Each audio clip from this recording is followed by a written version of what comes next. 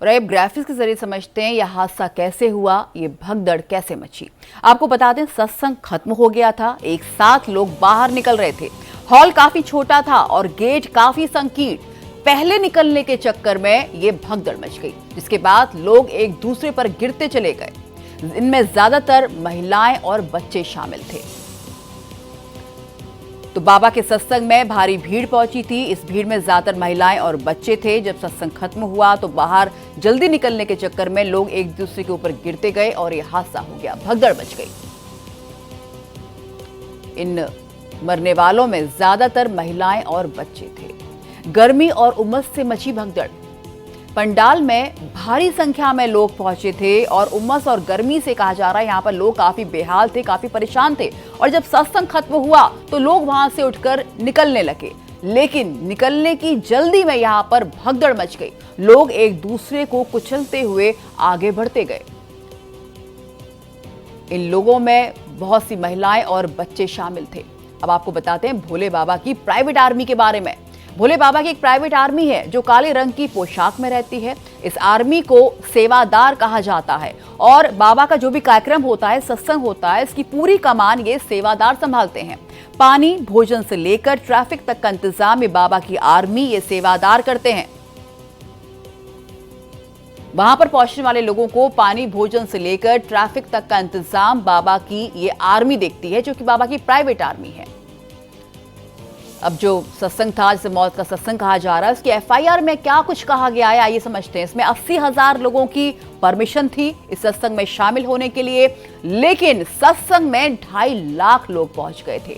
आयोजकों ने नियमों का साफ साफ उल्लंघन किया और इसके साथ ही ज्यादा लोगों के चलते यातायात में भी काफी बाधा पहुंची। सत्संग से ये बाबा दोपहर 2 बजे निकला और लोग गाड़ी के पीछे की धूल समेटने में लग गए। एक साथ लाखों की भीड़ इस सत्संग खत्म होने के बाद बाहर निकली और बाबा के पीछे पीछे उनके चरणों की धूल समेटने के लिए निकल पड़ी। इस चक्कर में बेकाबू भीड़ एक दूसरे के ऊपर गिरती चली गई। यह हादसा हो गया, लोग कुचलते गए, लोग मरते गए और इनमें ज्यादातर महिलाएं और बच्चे शामिल थे। इस पूरी घटना पर भारत एक्सप्रेस के सुलगते सवाल हैं। इस मौत की भगदड़ को लेकर भारत एक्सप्रेस पूछता है, भारी भीड़ उमड़ने के बावजूद प्रशासन अलर्ट क्यों नहीं हुआ? और भोले बाबा पर पहले भी उल्लंघन के आरोप लगे हैं तो एक्शन क्यों नहीं लिया गया?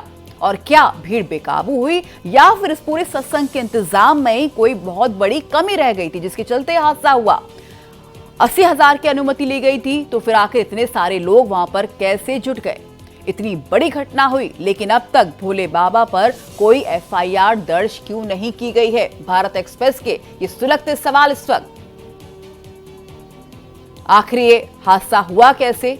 इस हादसे के बाद इतने बड़े सवाल कि अभी तक बाबा पर कुछ भी एफआईआर क्यों नहीं दर्ज की गई है। आइए अब ग्राफिक्स के जरिए जानते हैं कि कथावाचक भोले बाबा है कौन।